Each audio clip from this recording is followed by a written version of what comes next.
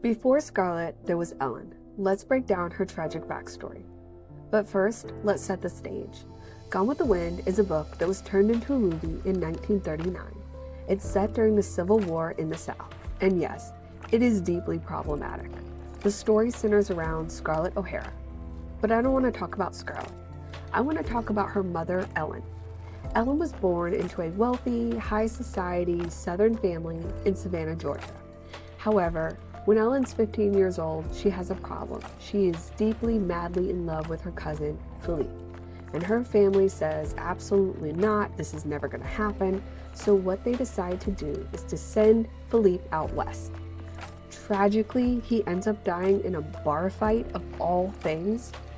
Ellen is absolutely devastated, inconsolable, beyond brokenhearted. Then here comes Gerald O'Hara. So he is an Irish immigrant, but he has a very, very sketchy past. He unalived a man back in Ireland, then he fled to America and eventually wins a plantation, Tara, in a poker game. And that's how he starts to build his wealth. So he wants to establish himself in society, and he also wants some assistance in running the plantation.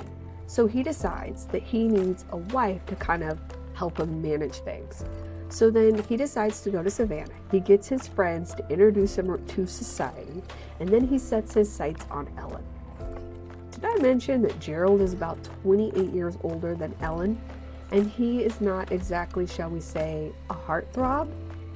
Meanwhile, Ellen is still grieving Philippe, her beloved / cousin.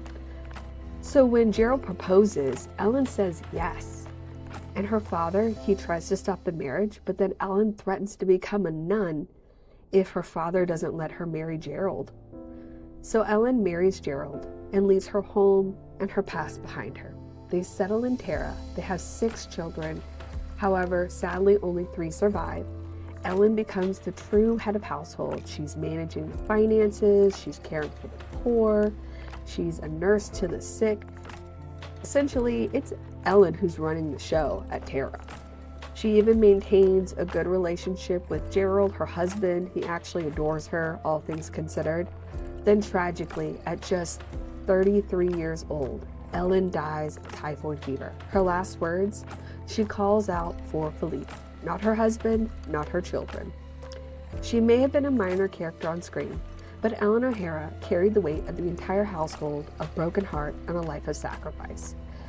Gone with the Wind barely gave her a voice, but that doesn't mean she didn't have a story worth telling. What do you think of Ellen's tragic backstory? Please let me know in the comments below.